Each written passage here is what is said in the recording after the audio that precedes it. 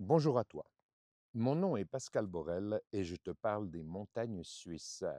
Je suis sous la yourte à 1700 mètres d'altitude. Il fait bien frais, il va neiger ce soir. Les conditions que j'apprécie, que j'aime finalement. J'ai le poêle à bois qui crépite derrière moi. J'utilise en ce moment du mélèze. C'est la seule essence de bois que je puisse trouver. Et donc, ça noircit la petite fenêtre qui, quand j'aurai fait une bonne flambée, reprendra sa transparence. J'aurais voulu que tu le vois, mais ce sera pour une autre fois. J'aimerais revenir sur l'affaire de notre politicienne Céline Vara. Oui, elle part en vacances, oui, c'est super et je suis tellement contente pour elle, de son succès, de ce qu'elle fait. Mais néanmoins, quand on travaille dans le service public, on est accountable, c'est-à-dire qu'on doit rendre des comptes, car je rappelle quand même que c'est le citoyen qui paye l'État, c'est le citoyen qui paye les politiques par les taxes, par les impôts, par l'inflation, par la dette, par tout ce que tu veux. Et quand tu payes quelque chose, ça t'appartient. L'État appartient aux citoyens. C'est pas les citoyens qui appartiennent à l'État et qui peuvent être vandalisés littéralement par l'État. C'est le citoyen qui paye l'État, qui paye nos politiques. Donc, les politiques rendent des comptes à ceux qui les payent. Et c'est aussi simple que ça. Donc, quand on rend coupables les gens, quand on les fait se sentir coupables, quand on accuse qu'on devrait éviter de prendre l'avion, éviter de la voiture, faire du vélo, etc., eh bien, il vient un moment où c'est faites ce que je dis, mais pas ce que je fais. Et dans le cadre de Céline Varin, encore une fois, je suis désolé que ça tombe sur elle parce que c'est une écolo, une vert, une grune, qui, encore une fois, est le parti dont on devrait pouvoir attendre la plus grande, non seulement transparence, mais bienveillance, puisque c'est eux qui protègent l'environnement qui nous sert de refuge sur cette planète. Cela dit, lutter contre le réchauffement climatique, oui, si on veut, mais les plus grands pollueurs, en fait, sont un, l'énergie, 2, l'agroalimentaire et la pharma. Donc, encore une fois, on ne veut pas de pollueurs-payeurs, on veut des pollueurs qui sont tenus par des règles qui les empêchent de polluer. On s'en contrefout que le pollueur puisse se dégager de toute responsabilité en payant. Non, tu ne veux pas ça. Tu veux un pollueur qui arrête de polluer. Et nos politiques, finalement, sont devenus faibles parce qu'ils n'ont aucun projet. Ils sortent tous des mêmes universités, des mêmes écoles, du même moule.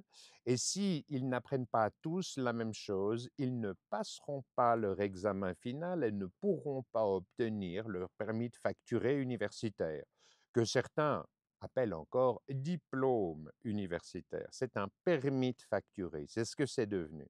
C'est pour ça que l'éducation doit être réformée de A à Z, dès l'école enfantine, l'école primaire, l'école secondaire. Tout doit être revu, car dès qu'on centralise le contrôle dans les mains de politiques, qui par définition sont même pas mauvais dans l'éducation, ils sont inexistants, inexistants. Mais par contre, ils peuvent y prendre leurs taxes, leurs dîmes, etc., etc. C'est inadmissible.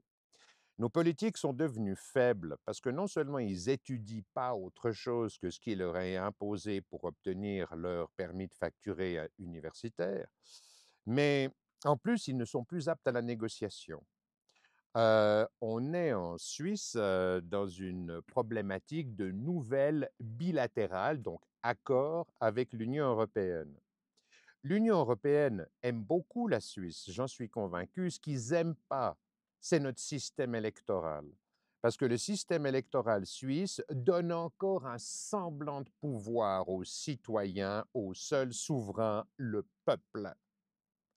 Et l'Union européenne ne peut pas imposer sa dictature compte tenu des règles constitutionnelles qui donnent encore un petit peu le pouvoir au peuple en Suisse. Mais ce qu'il y a d'intéressant, c'est que dans le cadre de ces nouveaux accords avec l'Union européenne, Non seulement nous n'avons pas droit au texte, 2 personnes par parti politique peuvent, lire le texte. Ils n'ont pas le droit de prendre dans une chambre sécurisée, dans une pièce sécurisée dans laquelle ils n'ont pas le droit de prendre leur téléphone, ils n'ont pas le droit de prendre des notes et cetera et cetera. Donc c'est l'omerta totale et pourquoi? Ben, parce que les politiques, je me souviens plus du nom de notre ministre des Affaires étrangères en Suisse, un nom italien, non, ne sont plus capables de négocier, de tenir tête, de défendre le citoyen.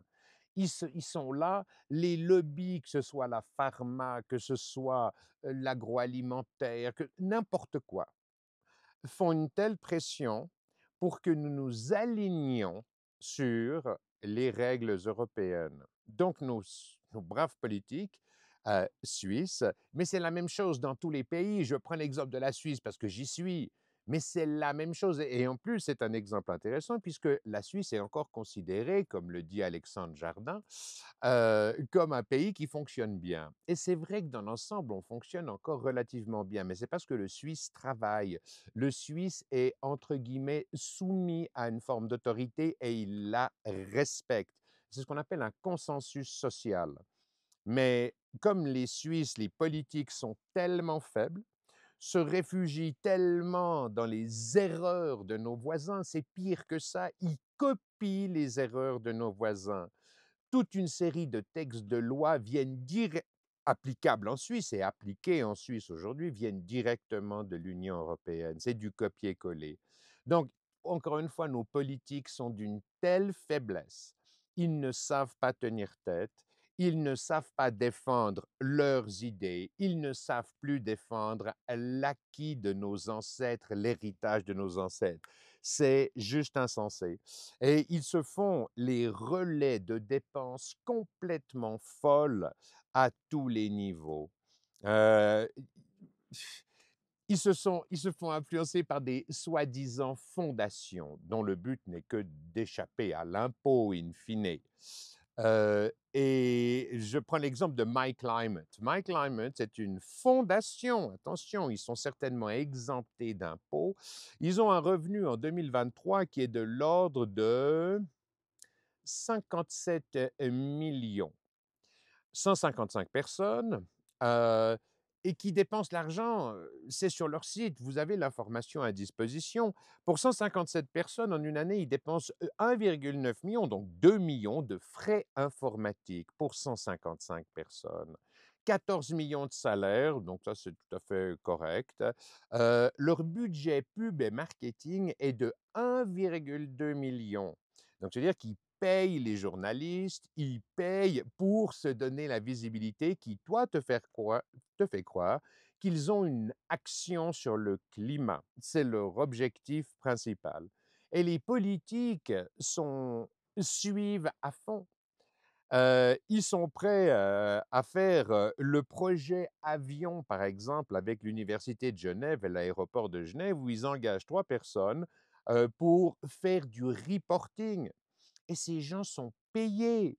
C'est uniquement du reporting, ça ne sert à rien. C'est complètement fou.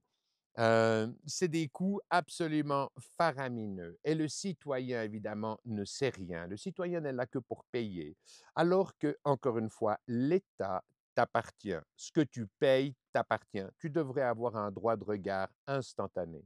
Et dans le cadre de ces nouvelles négociations avec l'Union européenne, c'est pire que ça. Parce que, heu, on va voter, bien entendu, mais vraisemblablement, ce ne sera pas la majorité du peuple et des cantons, ce sera la majorité du peuple uniquement. Alors ça suit un article constitutionnel. La Constitution a été modifiée, mais il y a bien des années, et on s'appuie dessus pour faire passer un vote dans lequel la sagesse des cantons primitifs, entre guillemets, de la Suisse centrale, n'auront pas véritablement le poids qu'ils devraient avoir pour avoir un consensus global. Non, on se contentera d'une majorité du peuple et comme les gens comprennent pas, ils comprennent pas que copier les erreurs de l'Europe, les erreurs de nos voisins. On voit bien où ça les mène aujourd'hui, mais c'est catastrophique, c'est une horreur. Donc, en fait, le problème de l'Union européenne, c'est qu'ils n'aiment pas, comme je viens de le dire, le système électoral suisse. Donc, ils veulent, entre guillemets, nous mettre au pas pour pouvoir appliquer leur dictature constitutionnelle à un pays de plus en Europe. Donc, on doit revenir à des politiciens forts, à des politiciens motivés, qui ont un projet. Et Céline Vara, elle doit avoir un projet, pas uniquement le pouvoir. Elle sert le peuple, elle est payée par le peuple, elle est accountable. Je lis un éditorial dans Le Temps, ex-journal de Genève, qui dit que on a tous droit à notre liberté. Mais c'est tellement vrai. Heureusement qu'elle peut partir en vacances, heureusement qu'elle a sa liberté, qu'elle a sa vie privée, mais c'est ce que je lui souhaite de tout mon cœur. Oui, mais dans le domaine politique, on est accountable.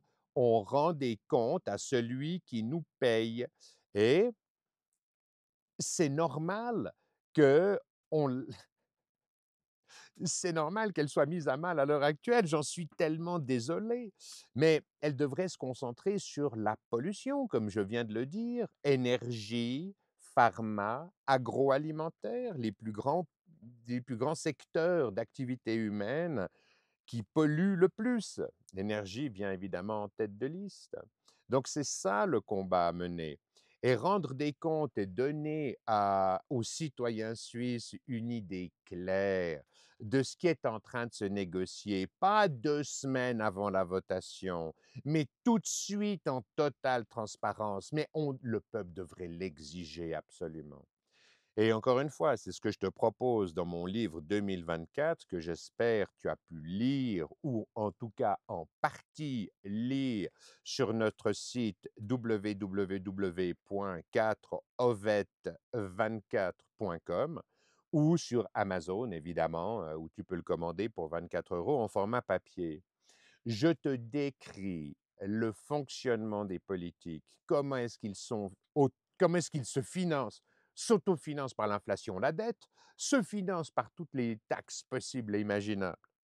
Je t'explique comment leur redonner la fierté du service public, comment faire en sorte qu'ils redeviennent eux-mêmes, qu'ils cessent d'être les marionnettes des intérêts financiers, des lobbyistes et des spécialistes, experts, professionnels en tout genre et en tout secteur qui viennent les influencer. Non, ces gens-là doivent avoir un projet pour la nation, pour toi en tant que citoyen, pour le peuple. Et s'ils ne l'ont pas, ils doivent déléguer. Et c'est d'ailleurs pour ça que dans le livre, je t'en parle, mais brièvement. On doit revenir à un système de tirage au sort. Et tu verras, les premières démocraties grecques n'élisaient pas leurs représentants. Non, ils les tiraient au sort. Parce que ça empêche cette forme de starification dans lesquelles les politiques sont allez, plus préoccupés par leur image que par le projet qu'ils ont pour toi et pour le peuple. Donc, va lire 2024 et retrouvons-nous très bientôt pour les marches constitutionnelles. Ça va venir, hein, nous sommes le 5 mai, je sais, on a quelques jours de retard, c'est normal, hein, tous les grands projets commencent par quelques petits pas, même les plus longs voyages commencent par un petit pas. Et c'est ce que nous sommes en train de faire. Je te remercie pour ton aimable et bienveillante attention. Paix à toi, paix à tous les citoyens de la planète. Peace out.